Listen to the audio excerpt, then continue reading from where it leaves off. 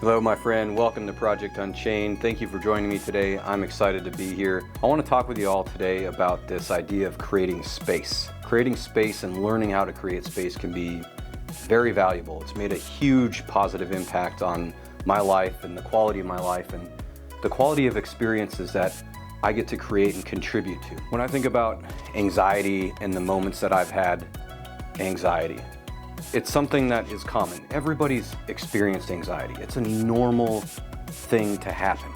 So the way that I like to visualize and conceptualize the experience of having that is there's just a massive amount of thoughts that are just flooding the brain. They're swirling chaotically all over the place, and there's a ton of them, and they're all over the place. So there's no way to make sense of them. It's overwhelming. We can't comprehend and understand it. Imagine if you were to read a book and that book had no chapters, no paragraphs, no periods, and it was just all compressed density words. That would be really overwhelming to read that book. I can't even begin to imagine trying to navigate a book like, oh, when do I stop? There's no period, there's no end of the paragraph. How do I stop reading this book right now because it's 1,000 pages long and move on to the next thing? It's hard. You can't. You wouldn't be able to. And that becomes incredibly overwhelming. How do I stop this? How do I set it down? How do I close the book and move on? And to me, that's a lot of how I've experienced anxiety. It's just so many overwhelming thoughts. There's just so many thoughts that I can't even begin to focus or understand a single one of them. There's so many, and there's no period, there's no space between any of those thoughts. And that's where creating space comes in so handy. Maybe you watched the most recent video, the idea of being beautifully insignificant. I use that same idea in the idea of creating space. If you haven't yet watched that video, go check it out, because it's important to understand and use that concept of how much space there is between these masses in the universe. You know, the closest star to Earth is the sun at 93.5 million miles away. That's so far. Yet it's just such a tiny fraction of the amount of size and space that exists in our galaxy, let alone the universe. And to me, it's just mind-blowing to think about the sheer volume of emptiness that is in space. And I really like to think about the ideas that, where I first heard it was from Eckhart Tolle. He's the author of The Power of Now, A New Earth, fantastic books. I definitely highly recommend them. Take it with a grain of salt. I don't know how much scientific fact there is behind this idea, but I love the concept behind it. You look at space and there's these distances between masses. The sun and the earth, for example, there's a big amount of space between those masses. They're not actually touching, yet they have this energetic interplay where the earth revolves around the sun. When you look at the human body and the cells and atoms and all those things that make up the human body, on a scaled level, the same distance that exists between the masses of the universe exists between the masses of our body, between the protons and the neutrons and the atoms and all those things. But there's this electrical bond and connection that holds them together. They're not actually touching. We don't actually touch things the way we think about touching them. It's more of an interaction. There's always space between two objects. And they've used physics to prove that there's always a space between an object, even though I've touched my fingers and I can't see anything through that. Those particles don't actually touch. There's an exchange, an energetic exchange between them. When we think about the video that I made, Who Are You, and being an energetic being, that also has influence on it. So if you haven't checked that video out, check that out. If there's that space between all those objects and masses in the universe, and that space exists between all the particles of mass in our body, why can't I create that space between the thoughts in my head? I can. And that's the point.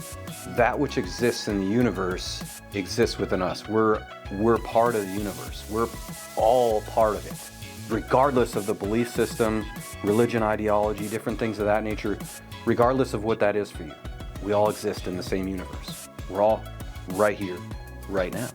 We're all on Earth. Unless maybe you're an alien watching this video somewhere out in the universe. Again, depends on what you believe in. But I believe that that space exists within us. And for me, that's really powerful, because when I connect to that idea and I connect to that space that exists within me, it's there. I can tap into it. And so one of the things that I do, that I really like to do, is visualize while I breathe in. And you can feel that expansion of your lungs. I feel the space between those masses in my body. And that same space is then created in my thoughts. And as I've learned to use that to my advantage in intentional ways and cultivate that, I can slow things down. And when I can slow down that mess of swirling thought, that's when I can start to understand them. I can start to understand why I'm having those thoughts. What might be contributing to those thoughts? What am I feeling? What are my needs? And when I understand those things, then I can start to respond and take action. The idea of creating that space is opportunity of choice.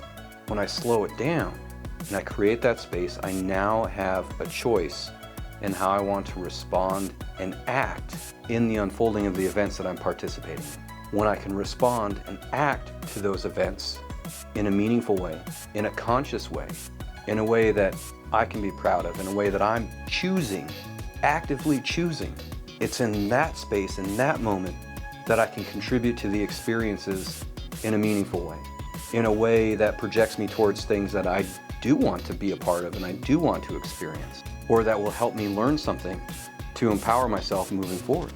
But if I don't learn to create that space, then I'm going to be in this constant battle of overthinking, being overwhelmed with massive thought. And I'm going to have a tendency to lash out and react and blow up at things that I don't need to blow up at. And I'm not going to communicate with people in my life in a meaningful and connected, loving, caring, compassionate way. When I slow it down and I create that space, even in the moment of having a difficult conversation that's emotionally charged, that has a lot of unknowns to it, I'm able to participate in that conversation in a far more meaningful way than I ever was able to before the idea of creating space, putting the periods in, putting the paragraphs in, putting the chapters in, creating that space. So I really hope that you're able to take that out into your life and create space in your thoughts, create that opportunity for choice so that you can show up and participate in that unfolding in a meaningful way, in a way that adds value to your life and the life of the loved ones and the ones that you care about. It's an incredibly powerful tool.